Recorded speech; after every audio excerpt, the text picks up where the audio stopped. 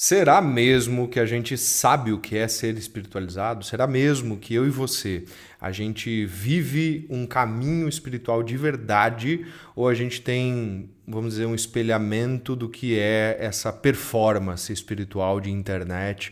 Ou até mesmo a gente confunde bondade com espiritualidade, porque se bondade fosse estritamente você ser espiritualizado, talvez aquele mendigo que divide o seu almoço, que já é muito escasso, com um vira-lata, fosse uma pessoa muito mais espiritualizada do que eu e você.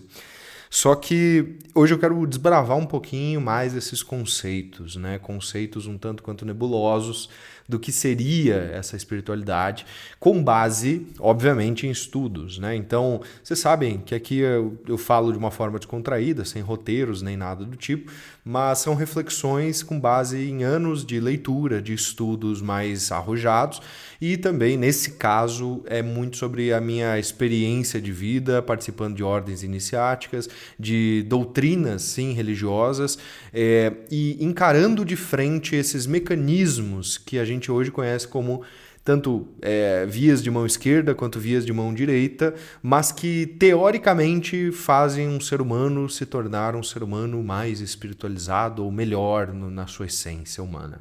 Então, o que eu queria comentar antes de mais nada é a gente precisa definir algumas coisas.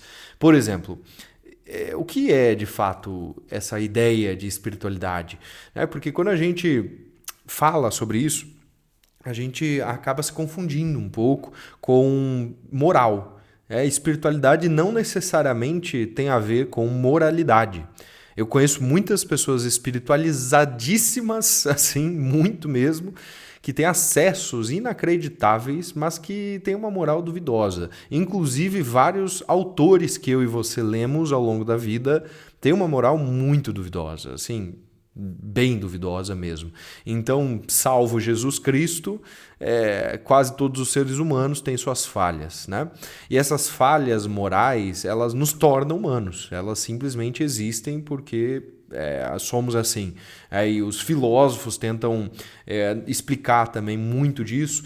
Cada um vai ter a sua visão, né? O Nietzsche vai dizer que não, nós temos que abandonar toda a moral, a ética para virarmos o tal do Ubermensch lá dele, que é o super-homem, né? Atingir a virtude plena ao abandonar as virtudes. Nós temos outros que, por outro lado, uma escola mais clássica vai falar que existem, vamos dizer assim, virtudes cardeais, como a temperança, né? Como, enfim, essa ideia de você se harmonizar com algo maior, né? Seguir o bom, belo e verdadeiro, que teria relações, proporções áureas, geométricas com algo divino que se expressa na natureza. Então a gente tem muitas escolas de pensamento que tentam estudar o conceito de ética e eu acho que se engana quem confunde espiritualidade com ética. Tá? Eu acho que esse é o primeiro ponto que a gente precisa definir aqui e ter muita clareza. Porque para um cristão, o muçulmano é errado. Né? Para o muçulmano, o judeu está errado. Então, moralmente falando, a gente não chega em lugar nenhum dentro dessa discussão. Quando a gente evolui um pouquinho mais, então eu quero que você expanda a sua consciência um pouquinho mais agora, você começa a olhar para essa ideia toda de espiritualidade e começa a entender então que talvez seja uma pessoa que faz atos bons para os outros. Mas em tese não é também isso, porque quando a gente trata bondade, generosidade como algo espiritualista, a gente acaba negando o core do que é realmente a espiritualidade, né? E eu vejo que a espiritualidade é a pessoa que então ela consegue ser consciente de si mesma. Consciente de si mesma a ponto de ser tão consciente de si que ela acaba sendo mais consciente perante os outros, perante o mundo em que ela habita. Por isso, ela tem atos melhores. Tá? Não é necessariamente porque ela é generosa, é porque ela é consciente sobre si. É diferente. Tá? Então, para mim, A pessoa espiritualizada é a pessoa consciente de si mesma. Definindo esse conceito, se você não concorda, inclusive comenta aqui, deixa aqui embaixo nos comentários o que é para você ser uma pessoa espiritualizada. Acho que esse debate é muito importante. Eu adoro ler os comentários de vocês, tá? E para mim, essa pessoa espiritualizada, que é uma pessoa consciente de si mesma, ela não só precisa ser consciente do seu lado luminoso, mas principalmente do seu lado sombra. Então eu quero que você pare e comece a refletir, assim, de verdade, tá? De forma muito honesta. Você não tem que mentir aqui nem para mim, nem para você mesmo.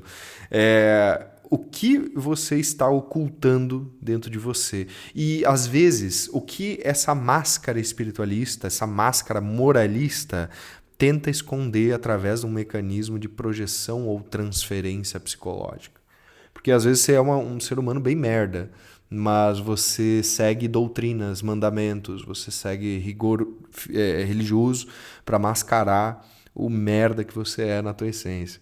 Então, eu acho que assim, a gente precisa ter muita clareza do nosso lado sombra, muita clareza daquilo que realmente é estar consciente, e consciência é espiritualidade. Então, seguir dogmas não é muito espiritualizado da sua parte, mas estar consciente das tuas sombras, isso é muito espiritualizado, muito mesmo.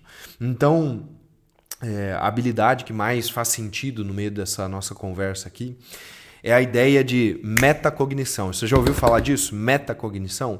Metacognição é a habilidade de você perceber a si mesmo, os teus pensamentos, os teus padrões de comportamento. Por que você pensou em tal coisa quando viu tal coisa? Por que você agiu dessa forma diante dessa situação? A metacognição faz com que nós literalmente consigamos processar as questões da nossa vida, as nossas emoções principalmente, de uma forma muito mais limpa, de uma forma muito mais consciente e logo espiritualizada. Então, quando você consegue fazer um exercício crítico de autoanálise, você literalmente começa a se tornar uma pessoa mais lúcida. E a lucidez é o que separa o joio do trigo nessa história de quem é espiritualizado ou não. Porque se você segue um mandamento porque alguém falou em algum momento que aquilo era o certo a se fazer, você não é consciente, né? Você está literalmente seguindo um cabresto. Você está seguindo uma norma, e quem segue norma é ovelha. Eu gosto de brincar que, né, aqui não tem nenhuma ovelha, não. Então a própria metáfora, né, até crística, nesse caso, ela é muito conveniente à igreja. É muito conveniente à igreja quando Jesus vai falar que somos cordeiros de Deus e a igreja é o emissário de Deus, logo, né, temos que ser cordeiros do que ela falar. Então, essa articulação das religiões, isso me pega um pouco. Não sei se para você também isso é algo assim forte, mas para mim isso é algo que não cabe. Eu não caibo no meio, nessa doutrina.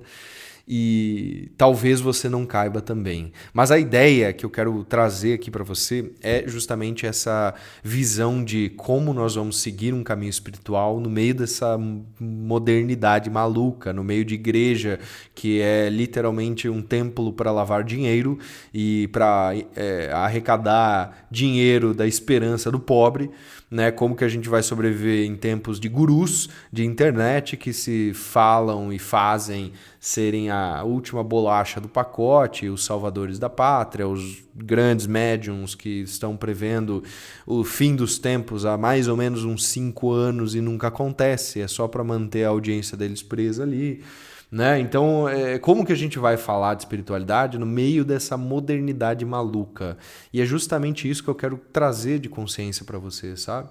Porque se você segue previsões mediúnicas de catástrofes e desastres, se você segue gurus que são o porta-voz de uma tradição e só eles têm a razão, se você segue doutrinas religiosas ou vai em igrejas que tem um protocolo para tirar dinheiro de você através de doações, sinto muito, você não é espiritualizado, você é otário. É isso que você é. Então, você precisa entender como que esses mecanismos funcionam para se livrar deles. Que se você continuar no meio dessa muvuca, você só é mais um peão na manobra social, nessa manobra que literalmente serve para manipular quem está preso ali e quem tem um bom coração, porque as pessoas que estão seguindo isso, elas geralmente buscam, né, um caminho do bem, elas geralmente estão buscando algo para se escorarem, ou porque elas têm uma lástima, uma tristeza muito forte, porque elas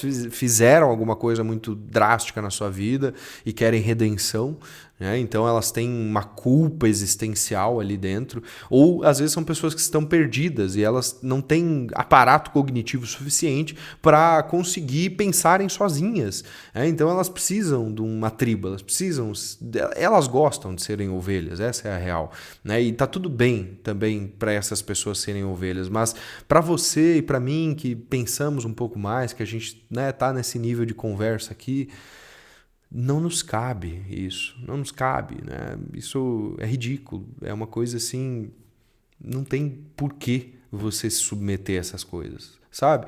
Então, na modernidade, nos tempos atuais, eu quero que você pare e reflita. O que você anda seguindo, ou quem você anda seguindo também, e como que essa pessoa expressa a própria visão de espiritualidade. É muito bonito seguir uma tradição, é muito mesmo. Eu já segui, Kabbalah principalmente, mas até que ponto isso te leva na tua vida? Você acha que você vai conquistar a salvação? Olha para a principal pessoa que está ministrando essas coisas e dá uma olhadinha na vida dela. Tenta olhar sem o viés de fã. Olha de uma forma crua. Olha assim, será que essa pessoa está vivendo bem, está feliz, está tranquila?